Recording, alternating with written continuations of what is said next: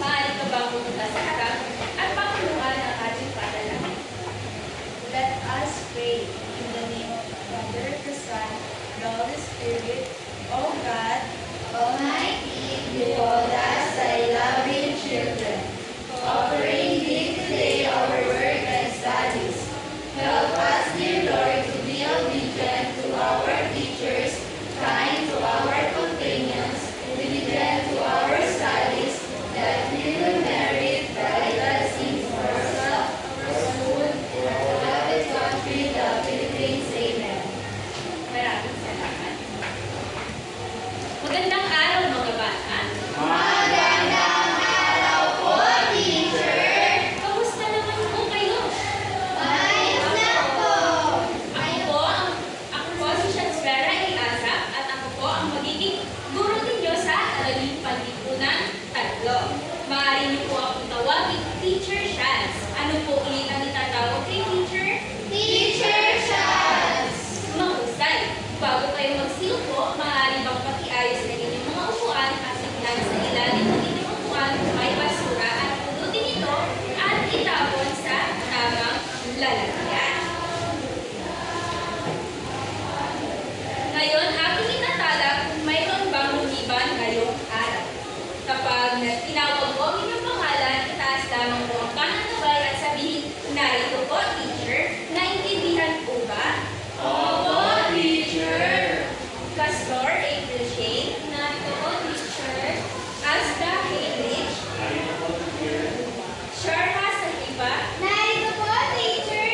Labador Laguna. narito po, teacher. Mahusay mga bata, walang lumiban ngayong araw. Ibig sabihin nun ay handa na kayong matuto ngayong araw. Ngayon, alalahanin muna natin ano ba ang mga dapat gawin at hindi dapat gawin sa loob ng silid-aralan.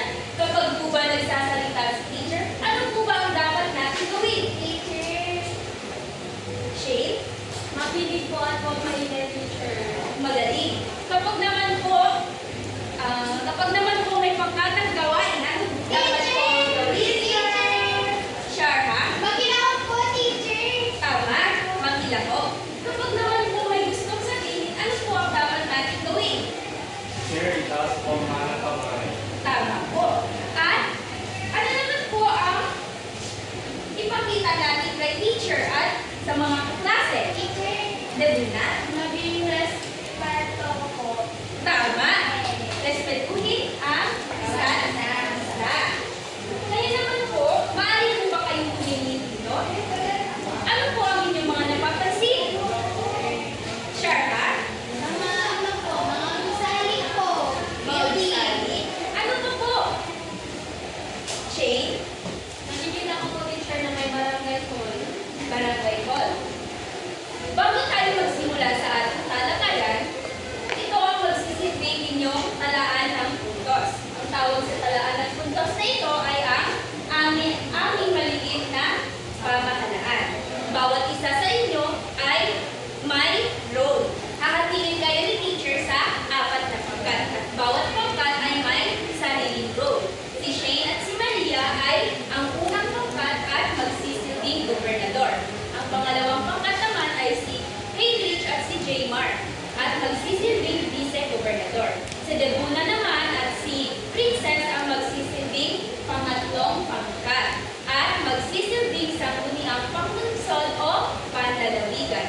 Ang huling pangkat naman ay si Sharha at si Kelly ang magsisilbing barangay kapitan o opisyales. Naiintindihan ba mga bata? Opo, teacher! Nasaan po ang pangkat isa? Narito po, teacher. Ano po ang magsisilbi sa inyo? Gobernador po,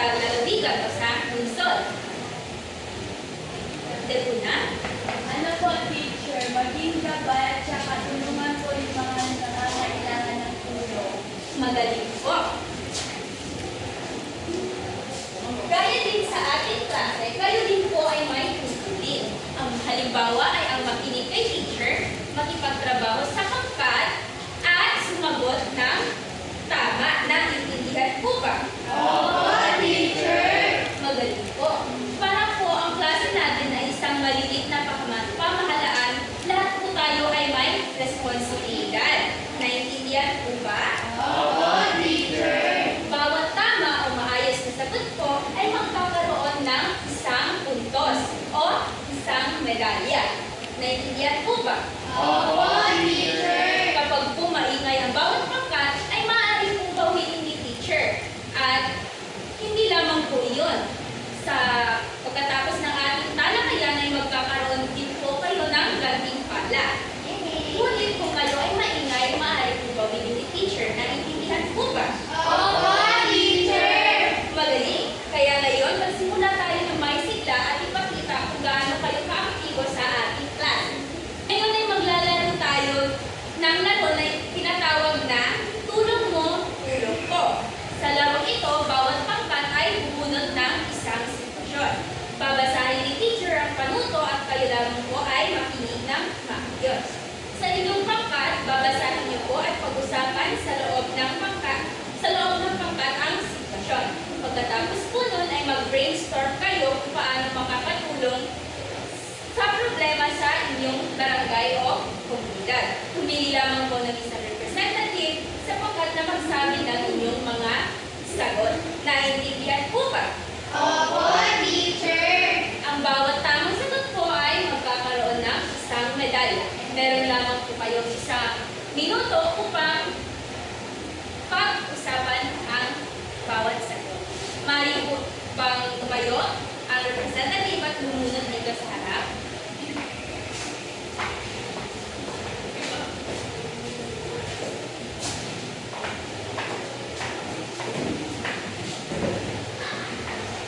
Mari na po kayong magsimula.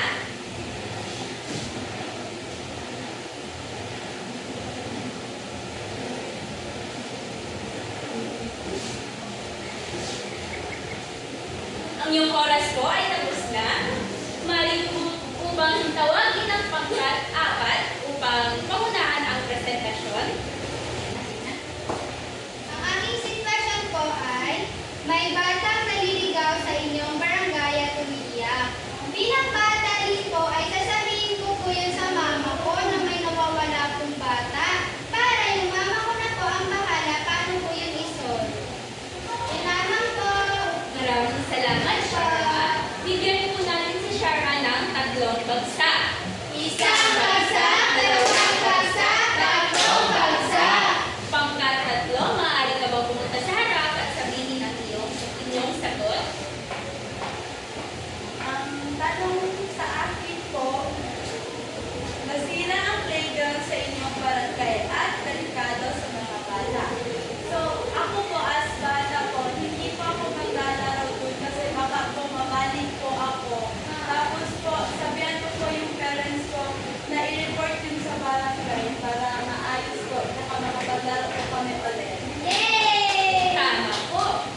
Pangkat 2, maaari ka ba bang pumunta sa harap at sabihin ko ang iyong sagot? Aking na bunot po ay may basurang nagkalat sa kalsada sa iyong barangay. Pupulutin ko po ito at kung madami pong basura sa kalsada, ay susumbong ko po sa dito kong barangay captain. Yay! Magaling po. Wow! Bigyan po natin si Debuna kanina ng 3 bagsak din. Isang bagsak, dalawang bagsak, tatlong bagsak. At si Heinrich din po, bigyan din po natin ng 3 bagsak. Isang bagsak, dalawang bagsak, tatlong bagsak. Ngayon, Shane, maaari ka bang pumunta sa harap at bahagi ang iyong sagot? May sira ang kanal at nagdudulot ng baha kapag lumuna.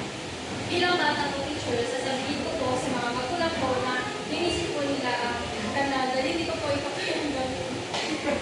Magaling po. Bigyan din po natin si Shane ng 3 bagsak. Isang bagsak,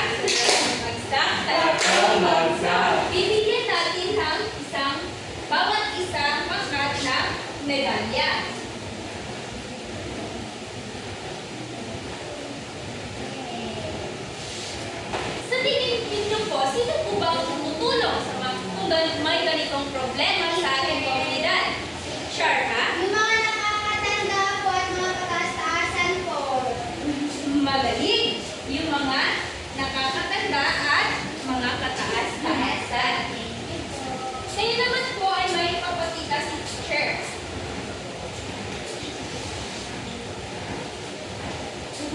Wow!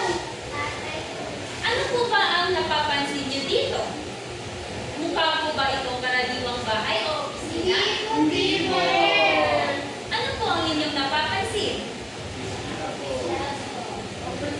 Sharma? Mga opisina po ng mga officials po. Tama. Sa tingin niyo po, sino po ang nasa loob ng opisina nito? Debuna?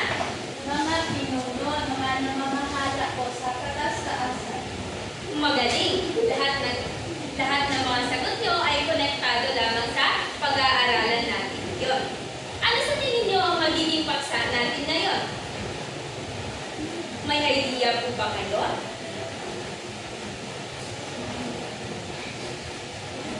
English? Mga sektor po ng pamahalaan. Mga sektor ng pamahalaan? Pwede po. Sino pa po? Debuna? Ang mga namamahala sa komunidad. Ang mga namamahala sa komunidad? Pwede din po. Ang mga sagot niyo po ay konektado din po sa paksa natin ngayon. Ang ating pag-aaralan po ay tungkol sa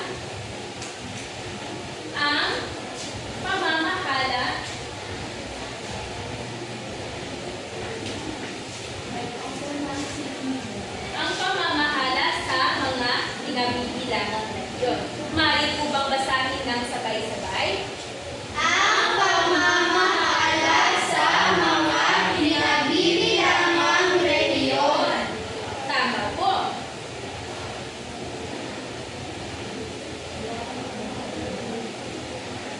Ang pag-aaralan natin ngayon ay ang mga pinuno at kanilang mga tutunin. Dito po sa model na ito, sa palagay ko po, sino po ito? Sharma? Gobernador po. Gobernador o alkalde? Tama.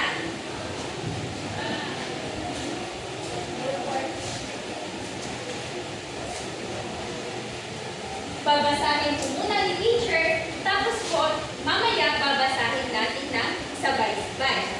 Gobernador o alkalde. Pinakamataas na pinuno sa lalawigan o lungsod. Namumuno sa mga proyekto o serbisyo.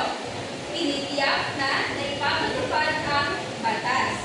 Ngayon naman po ay sabay-sabay natin babasahin. Gobernador o alkalde. Pinakamataas na pinuno sa lalawigan o lungsod. Namumuno sa mga proyekto o serbisyo. Tinitiyak na naipapatupad ang batas. Ang gobernador po o ang alkalde ay ang pinakamataas na pinuno sa lalawigan at lungsod. Ang gobernador po ay namumuno sa lalawigan, ang alkalde naman po ay namumuno sa lungsod. Naintindihan po ba?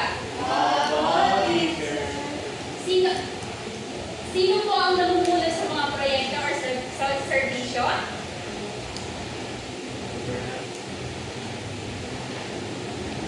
Gobernador po, teacher, or alkalde. Tama, ang gobernador at ang Alkalde. alkalde. Sa tingin niyo po ba, may tumutulong po ba sa gobernador o alkalde? Opo. Sa tingin niyo po, sino po Ako, ito? teacher. Cambridge? Gobernador po. Tama, vice, gobernador o vice alkalde. Babasahin po ni teacher, mamaya babasahin natin ng sabay-sabay.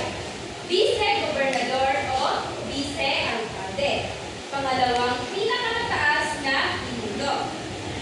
Vice-gobernador o vice-alkalde. Pangalawang pinakamataas na pinuno.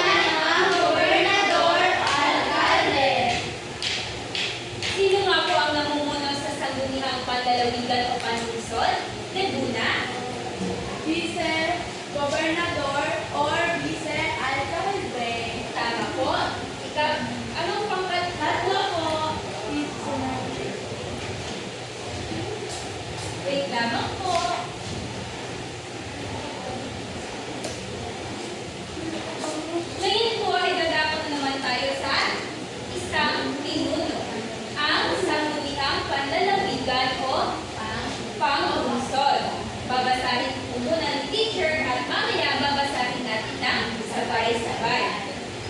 Sangguniang panlalawigan o panlungsod. Gumagawa ng mga batas, tinutulungan sa pagpapatupad ng proyekto sa kanilang lugar. Basahin po ng malakas at sabay-sabay. Sangguniang panlalawigan o panglungsod, gumagawa ng mga batas, tinutulungan sa pagpapatupad ng proyekto sa kanilang lugar. Sino nga ulit po ang gumagawa ng batas? Sharma? Sangguniang panlalawigan po o panglungsod. Tama. Ang gumagawa ng batas ay ang sangguniang panlalawigan o panglungsod.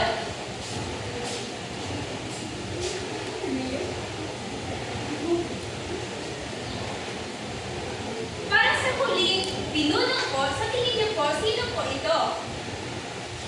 Debuna? Barangay Kapitan o Opisyales. Magaling. Ang barangay kapitan at ang opisyales. Babasahin ko muna ni teacher at mamaya babasahin na po ng sabay-sabay. Barangay kapitan o opisyales. Pinapatupad ang proyekto at batas sa barangay. Tinitiyak ang kaayusan at kapakanan ng mga tao sa barangay. Ngayon po ay babasahin na ng malakas at sabay-sabay. Barangay Kapitan o Opisyales, pinapatupad ang proyekto at batas sa barangay. Tinitiyak ang kaayusan at kapakanan ng mga tao sa barangay. Sino nga ulit po ang nagpapatupad ng proyekto at batas sa barangay? Shane? Barangay Kapitan po o opisyales. Tama po, ang barangay kapitan o opisyales. Ano po ang tinitiyak ng barangay kapitan? Heinrich? Ang kaayusan at kapakanan ng mga tao sa barangay po.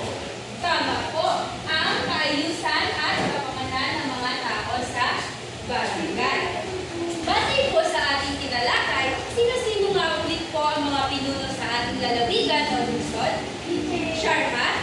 Gobernador or alcalde po. Isa lamang po ang sabihin. Sino pa po? Shane? Gobernador po. Vice-Gobernador. Pangatlo? Heinrich? Sangguniang panlalawigan po, teacher. Meron pa po isa? Debuna? Barangay Kapitan o Opisyales. Sa tingin niyo po, ano po ulit ang tungkulin ng mga gobernador? Heinrich? Pamunuan po ang mga lalawigan po. Tama po, pamunuan ang mga lalawigan. Ano naman po ang tungkulin ng vice-gobernador o alkalde? Sharma? Pamunuan po ang sangguniang panlalawigan and tinutulungan nila po yung yung gobernador po. Tama po. Ano naman po ang tungkulin ng sangguniang panglungsod o panlalawigan? Shane? Sila po ay gumagawa ng mga batas. Sa Magaling! Mukhang nakinig kayo sa lahat sa aking talakayan at naiintindihan nyo kung ano ang tinalakay sa inyo ni teacher. Hindi po ba? Opo, teacher! Naiintindihan nyo po ba kung ano ang tinalakay ni teacher kanina? Opo, teacher! Ngayon po ay magkakaroon po kayo ng pangkatang gawain. Bubuo po kayo ng bilog.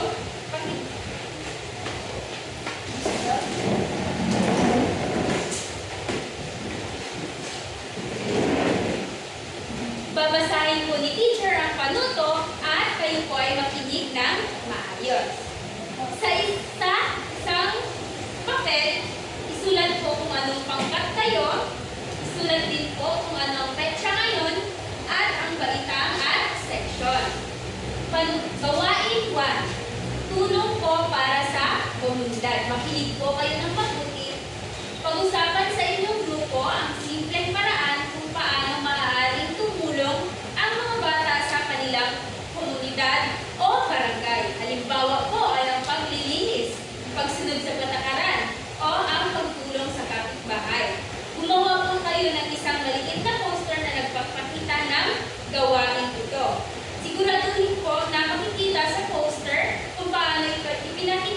malasakit, responsibilidad o pagtutulungan. Naiintindihan po ba? Opo, teacher.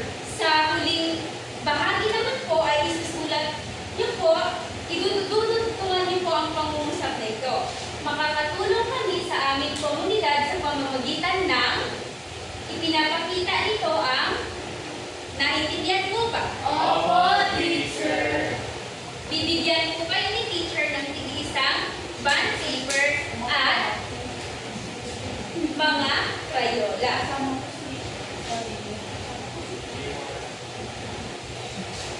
Malitaw ka dito, Kelly. Meron lamang po kayong 3 minuto para tapusin po ito.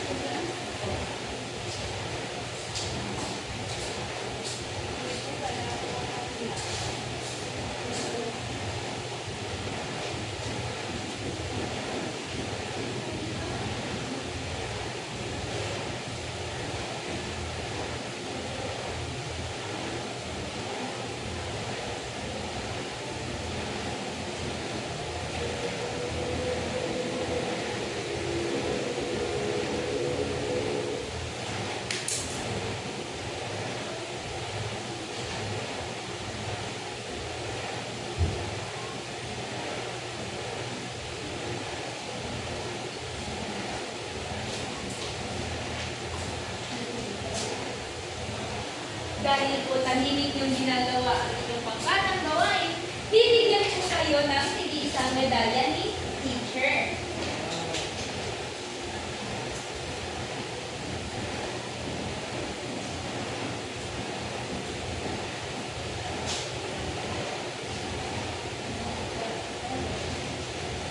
Tapos na po ba?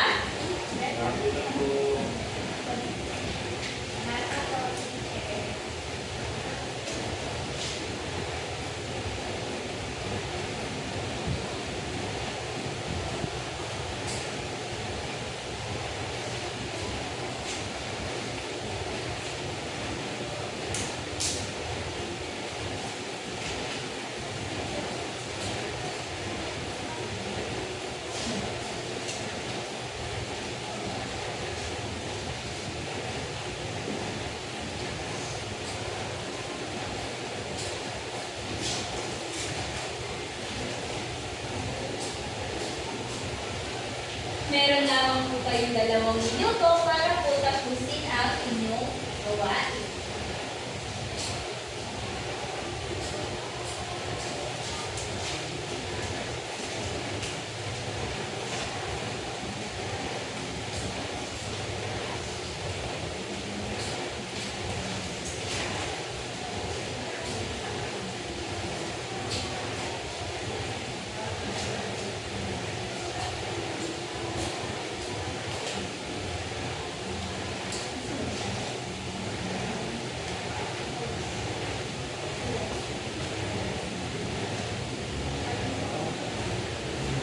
Tapos na po ba kayo, mga bata?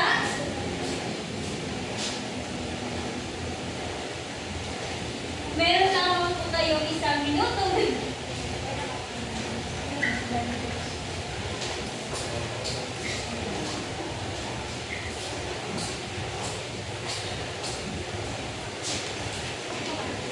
Tapos na po ba? Malapit na po, teacher. Tapos na po ba kayo, mga bata? Malapit na po, teacher. 1 minuto na lang po ang natitira upang tapusin niyo po ang inyong mga gawain.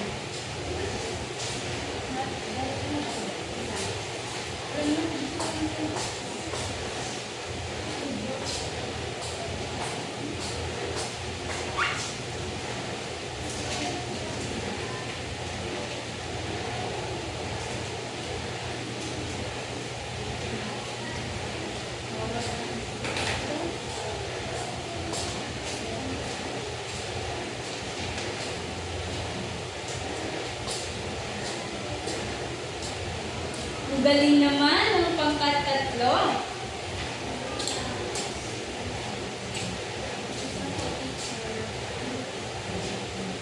Tapos na po ba kayo? Babasahin muna natin po ang pangkat 2, pangkat 3, at ang pangkat 4. Gusto ko, teacher. Magaling! Ngayon po ay pakibalik na ng mga inyong buwan. Pangkat 1, maaari mo bang pangunahan ang ating presentasyon?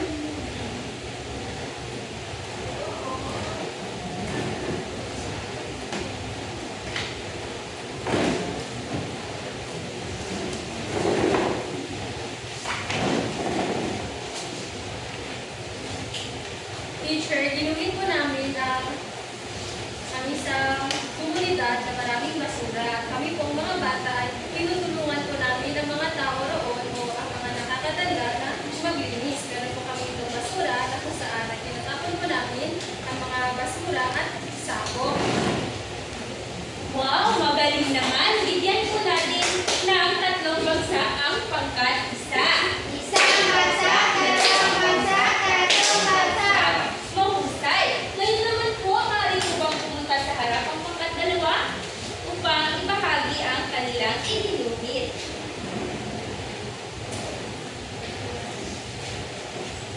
Ito po ang aking ginuhit ko.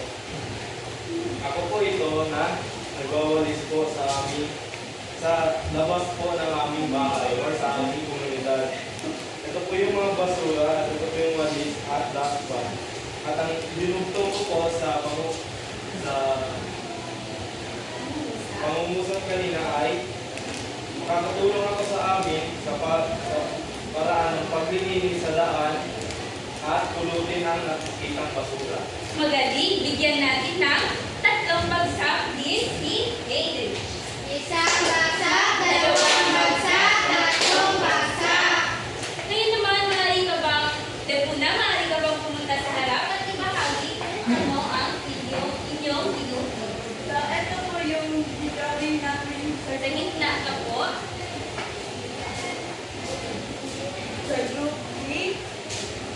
Ito po, kamay po to siya na nag-represent po ng helping each other sa komunidad po. Tapos po, ako po ito, nagwawalis po kami sa labas ng bahay po namin para mag-help po sa komunidad.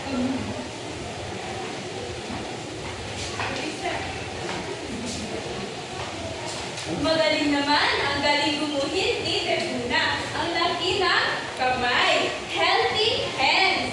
Pangkat 4, maaari ka bang pumunta sa harap? Ang aking iginuhit po ay ang paglilinis po sa aming barangay po.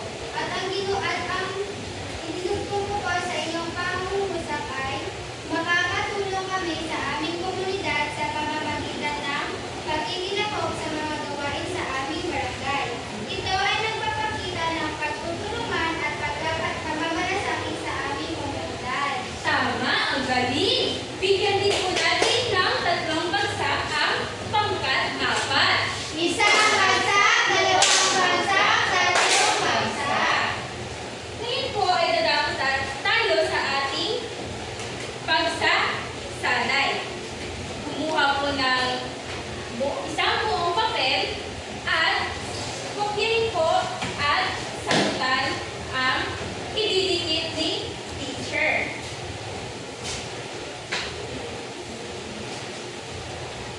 Babasahin po ni teacher ang panutok at mamaya po ay babasahin natin ng sabay-sabay. Naiintindihan po ba? Opo, teacher. Gawain po, sagutan mo. Panuto, basahin mabuti ang mga tanong, binugan lamang ang tamang sagot. Basahin po ng sabay-sabay. Panuto. Basahin mabuti ang mga tanong. Bilugan lamang ang tamang sagot. Ano po ang inyong gagawin? Basahin mabuti ang Ano po ang gagawin sa tamang sagot? Bilugan po. Tama po, binugan. Ngayon po,